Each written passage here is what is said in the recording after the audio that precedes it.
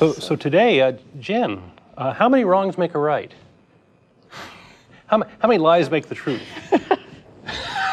I don't know. Maybe zero? Yeah. So what about 18 false statements, 8 unsubstantiated claims, 15 deceptive claims, and 15 cases of emotional manipulation? Would that make the truth? I don't know, but it sounds like a great fundraising letter.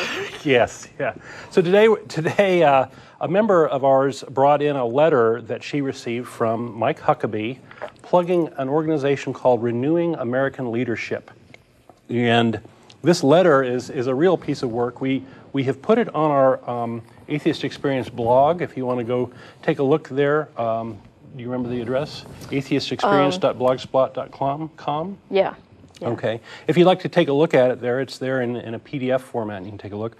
So this letter is kind of a catalog of all the claims that you hear from Christians about atheists and how evil atheists are and how they're doing all this and that.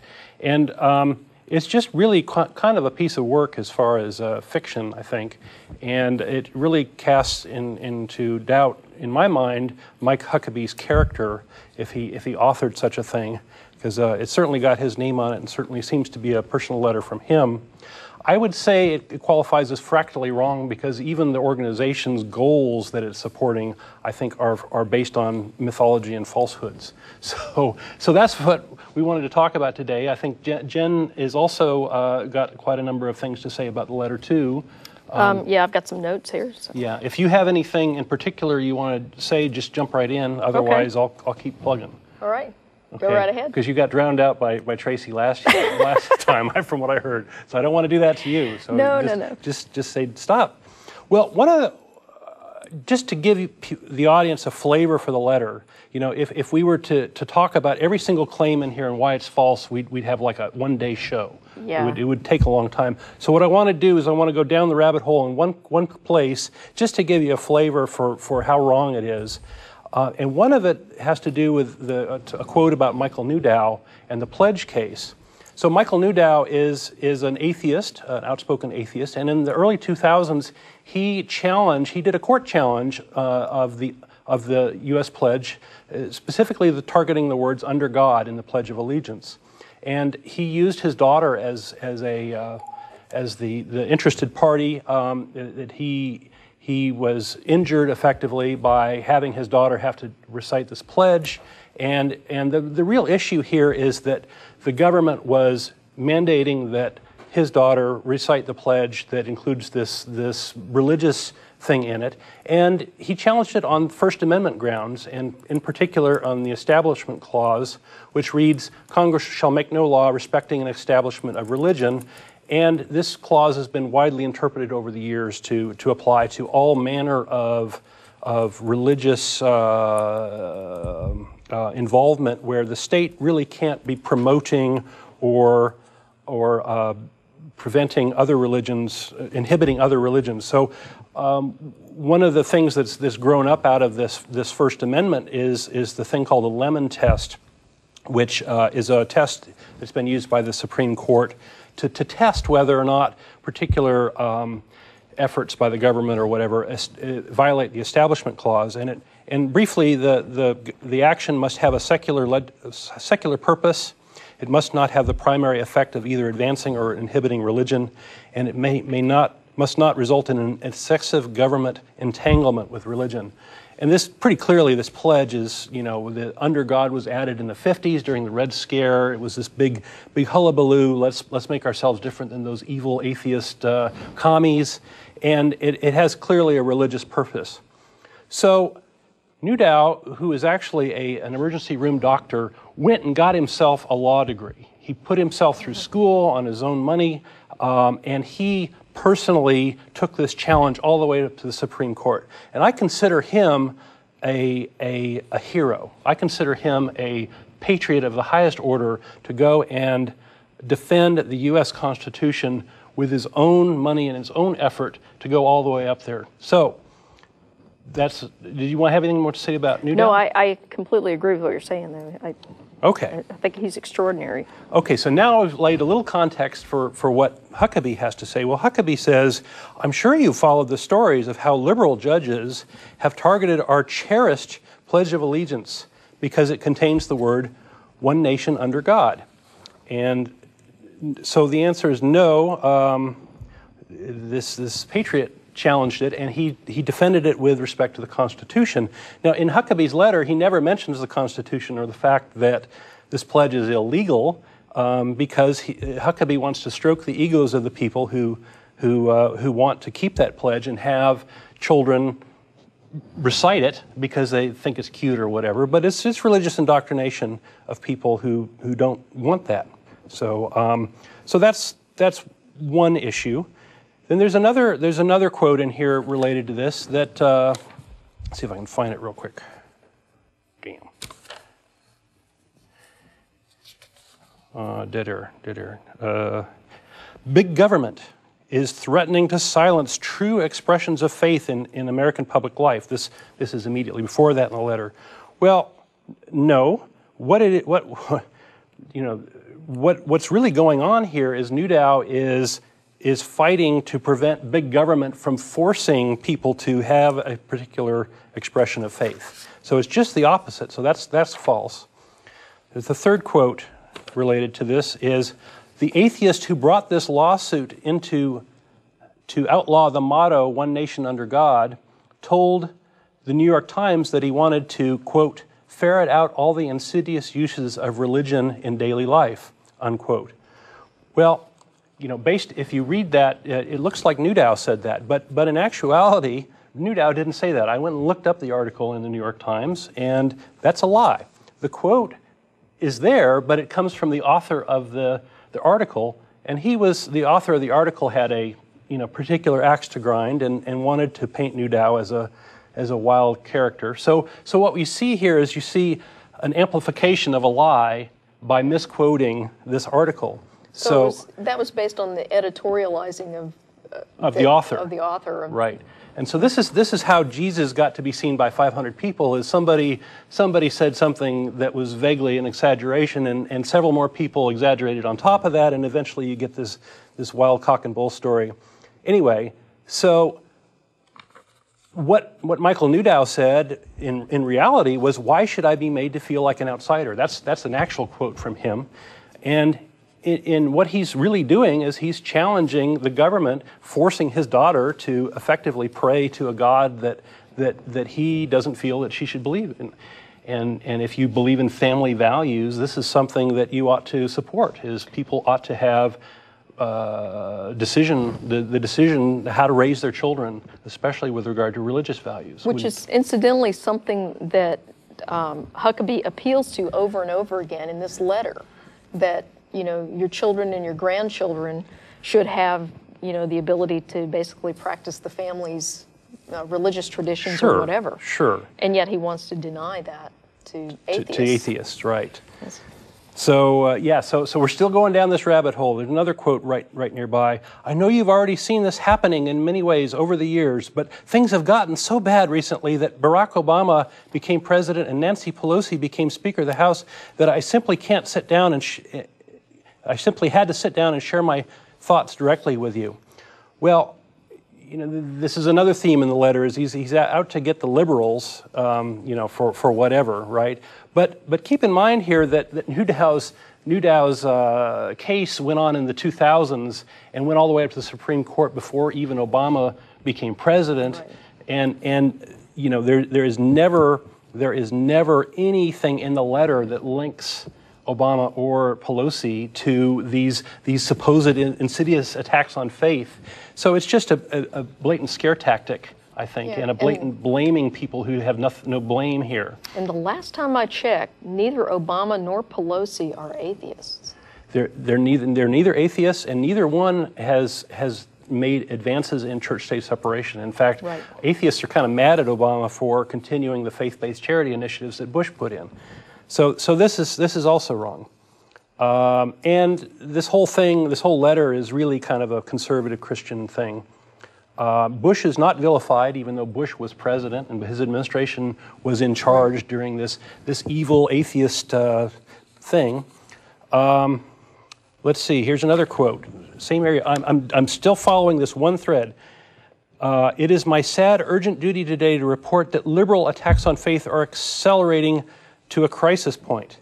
Well, you know, liberal attacks on faith. What about conservative attacks on faith? He skipped over in this Newdow article the fact that Newdow had many death threats against him for defending the Constitution. But apparently that's okay to Huckabee and all. So, you know, what about conservative attacks on religious belief? Let's see. I got a couple more, and then we'll jump out of this particular little rabbit hole. Let's see. Our left-dominated media has mercilessly portrayed believers as either frightening fanatics or idiot simpletons. This is my favorite quote in the whole thing. Yeah. So here Huckabee's writing this letter that is really geared at fanatics or simpletons, as far as I can tell, because it's full of lies and it's full of emotional manipulation, and that's what you're doing yourself. You know, you're part of the problem here. You know, I challenge people in the audience, if you don't think of yourself as a fanatic or a simpleton, call in and tell us what you think of all the lies that Huckabee is telling and whether you're motivated by these lies.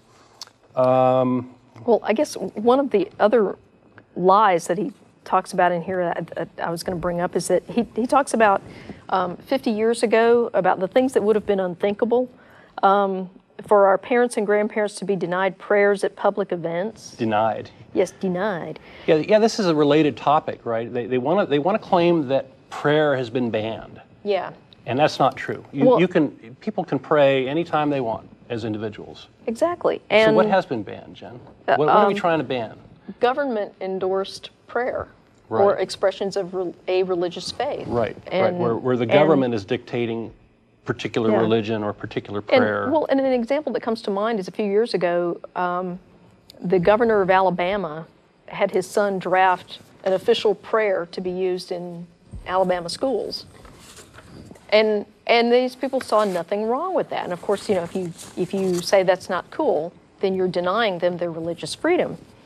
But the other thing I wanted to point out here is that one of the other things that he says would have been unthinkable 50 years ago is to have someone refuse to recite the Pledge of Allegiance. Mm-hmm. It's like, what do you mean? No Jehovah's Witness, there was no one who, just based on their religious convictions, refused to recite the Pledge of Allegiance or swear an oath or anything like that. Yeah, the people in our audience may not know, but the Jehovah's Witnesses have had quite a number of Establishment Clause lawsuits challenging being forced to pray and to, you know, bow down to a flag, these sorts of things. They reject that sort of thing. And, you know, what about their true expression of faith, you know?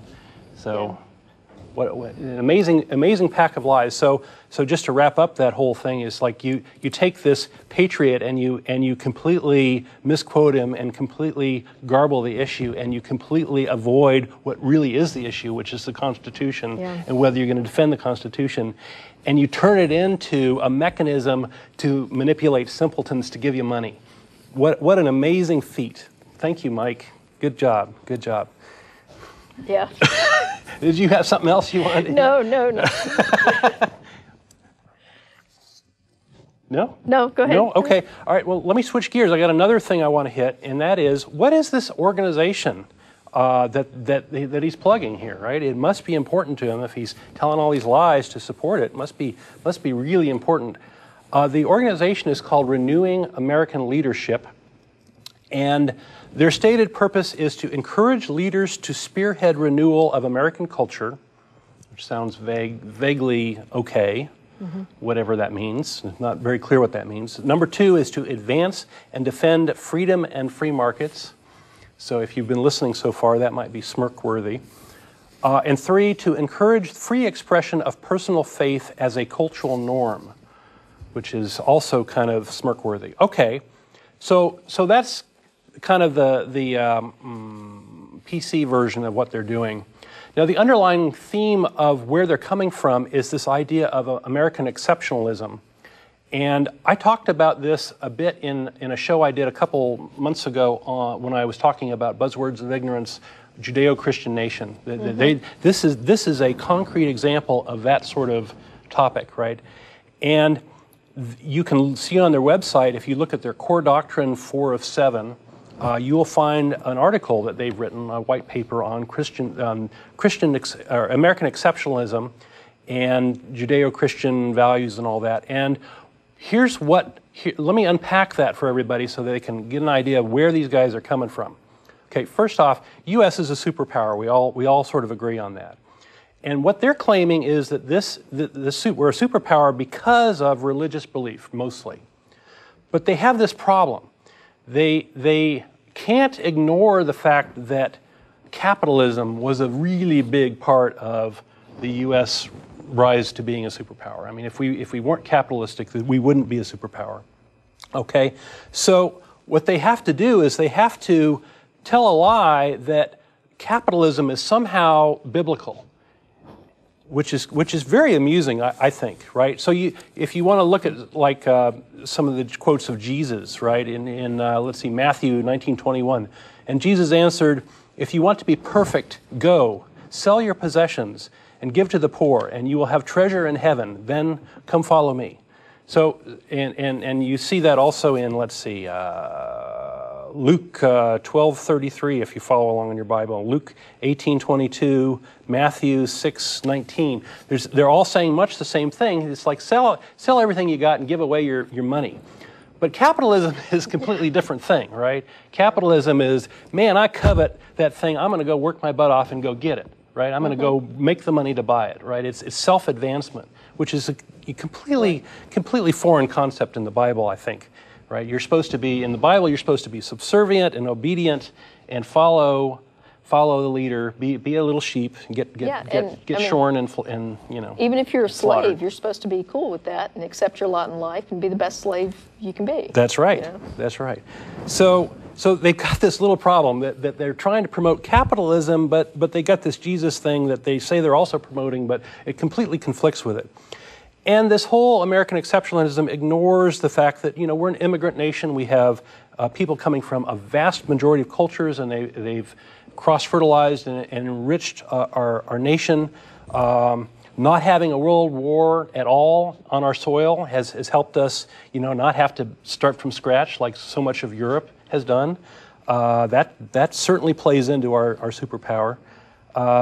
What else? The fact that we have religious freedom and we have a broad number of religions, that's a big part of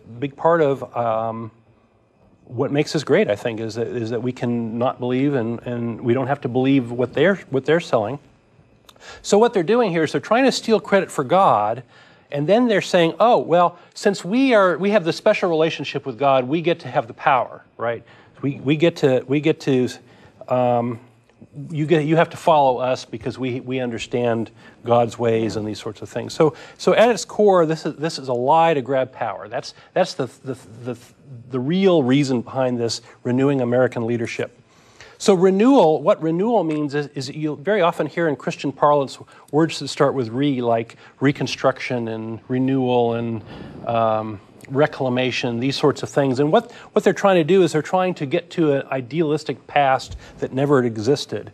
The idea being that if we could just get back to our beliefs, all these terrible things that were happening would be good, would be all right. Yeah, and actually there's actually a book out there called The Way We Never Were. It was written by, I think it's Stephanie Combs. She's a professor at Evergreen College. Mm-hmm. A really good book that talks about the way we never were and how people have all this nostalgia for a past that really is mythical as what's on the religious text here. If you talk to white males in their 50s and 60s, they have a kind of nostalgic notion of the past, right? Because things were pretty good for white males. Yeah, if you're talking to women or blacks or whatever and that are that era, if they remember the past, things were not so good, right? So this really is kind of a particular cross section. Getting back to their core values, the second core value was advancing and defending freedom and free markets. Well, now we see where the free markets come from. Is they can't be they can't be saying that this is a bad thing if it's the source of so they're trying to attach stuff to it. And the whole idea of freedom is really pretty amusing, because it's very clear that they have no interest in freedom of believers that believe anything different than they do. Right? That comes through very clear. Oh, and in fact, there are specific attacks on Muslims in here. There are, and attacks on atheists. And equate Muslims with radical Islamic terrorists. And that's language that's and they're different. Prevalent in they're here. Different. Yeah. And then the final thing of their organizational thing is to encourage the free expression of personal faith. Well, what they really want here is they want to sabotage the Establishment Clause, and they want to get into power so that they can express their faith and get people to follow them. So that's really what it is. So there's a number of warning signs that scare me about this organization. One is they have a clear contempt for the Establishment Clause of the Constitution. That comes across very clearly, and it's very clear in this letter. And I think this is effectively anti-American. Yeah. Oh, yes, I agree. And it's amazing to me that they have a 501c3 status, right? So this is not a charity, and it's not an educational thing. It is overtly political. That's the second thing. Newt Gingrich is one of the big promoters of this, and one of the things they're plugging in here is this book where he went and found a bunch of God quotes on monuments. And well, you know, if you want to, you can find quotes that say, well, women should be subjected, and women are less than men. You know, so what? It's not true, right? So just because certain people along the way believed in God doesn't mean very much. Another red herring, another problem I see is that David Barton is on their board. He's a propagandist. He's a liar. He makes up false U.S. history promoting Christianity, and you know, he's just bad news all the way around. Another red flag for me is all the lies and deception in Huckabee's letter. I said there were 18 false statements that I counted. You know, you're welcome to go read the letter and count them yourself. 8 unsubstantiated claims, 15 deceptive statements, and 15 statements of emotional manipulation. So if their cause was a good thing, why would they need to lie? Yeah. It's just like religion. It's like if you use lies to advance your religion, you're admitting that it's crap. We already know it's crap. You know, why don't you tell us some truth? So, and I think that, you know, they're claiming that atheists are a real threat to America, but I think they're a real threat to America. I think that this is an insidious organization that is deceptive at its core, and I'm kind of creeped out by the whole thing. Oh, yeah, and I mean, you know, you talked about this organization, and one of their goals is train a new generation of leaders who will defend our religious liberty in our schools and government. Well, that was the stated mission of Liberty University when Jerry Falwell founded that university. It was to basically I didn't know that. Raise, you know, well, fundamentalists. I know he's created a law school that is tried to pump out, or was it Falwell? Yeah, I think that was Falwell.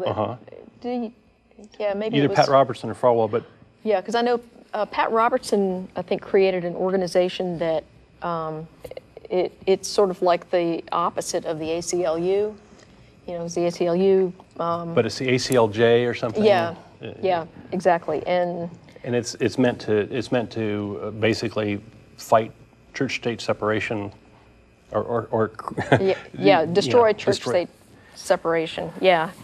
And you know, they've been phenomenally successful because a lot of the people in the Bush administration, a lot of people in some of the most conservative organizations actually came from Falwell's University, Liberty University. Well, I understand that during the Bush administration, there were a lot of staffers that came out of Regent and some of these other I think mills. Regent was, I think, Pat Robertson's university. Okay. And I think you're right. He did. Falwell likes the word liberty quite a bit. You see that in. Anyway, that's most of what I had as far as this letter. I think we spent a lot of time. I don't know if you have other stuff you wanted to hit on this letter. So I've talked a lot because I. The content of this video is produced by the Atheist Community of Austin, a nonprofit educational organization promoting positive atheism and the separation of church and state. If you enjoyed this content and are willing and able to provide a donation, please visit the website below.